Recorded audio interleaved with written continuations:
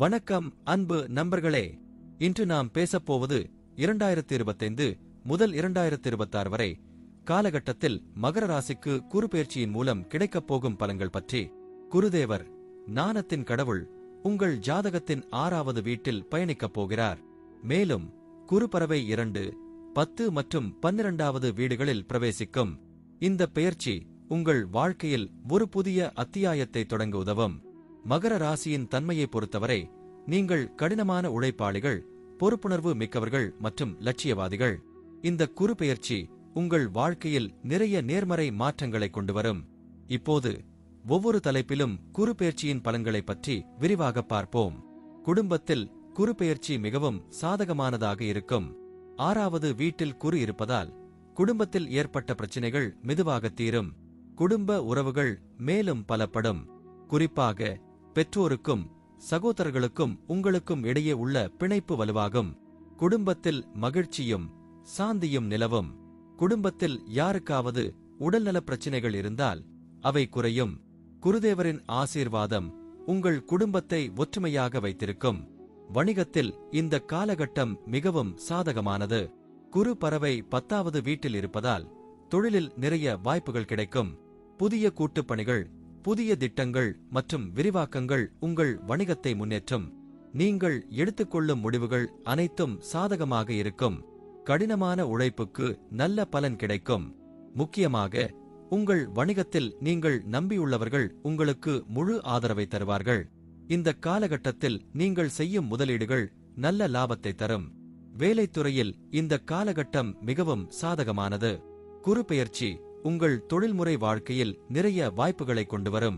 பதவி உயர்வு, சம்பள உயர்வு மற்றும் புதிய பொறுப்புகள் கிடைக்கும். உங்கள் கடின உழைப்பு அங்கீகரிக்கப்படும். குறிப்பாக 6வது வீட்டில் குரு இருப்பதால் உங்கள் போட்டியாளர்களை எளிதாக சமாளிக்க முடியும். உங்கள் திறமைகள் மேலும் மெருகேறும். இந்த காலகட்டத்தில் நீங்கள் செய்யும் முயற்சிகள் அனைத்தும் வெற்றியை தரும். நிதித்துறையில் இந்த காலகட்டம் மிகவும் சாதகமானது.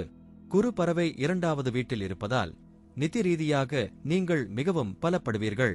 பழைய கடன்கள் தீரும். மேலும் புதிய வருவாய் வாய்ப்புகள் கிடைக்கும். முதலீடுகள் நல்ல லாபத்தை தரும். நீங்கள் செய்யும் சேமிப்புகள் மற்றும் முதலீடுகள் எதிர்காலத்தில் பெரும் பலனை தரும். நிதி ரீதியாக நீங்கள் மிகவும் பாதுகாப்பாக இருப்பீர்கள். ஆரோக்கியத்தில் குருபெயர்ச்சி மிகவும் சாதகமானது. 6வது வீட்டில் குரு இருப்பதால் உங்கள் உடல்நலம் மேலும் மேம்படும். பழைய உடல்நல பிரச்சினைகள் குறையும்.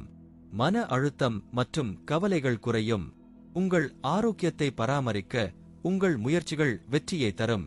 உடல் உழைப்பு மற்றும் மன அமைதி இரண்டையும் பராமரிக்க வேண்டும். இந்த காலகட்டத்தில் உங்கள் ஆரோக்கியம் மிகவும் நல்லதாக இருக்கும். குழந்தைகளின் விஷயத்தில் இந்த காலகட்டம் மிகவும் சாதகமானது. குருபெயர்ச்சி உங்கள் குழந்தைகளின் வளர்ச்சிக்கு நல்ல வாய்ப்புகளை தரும்.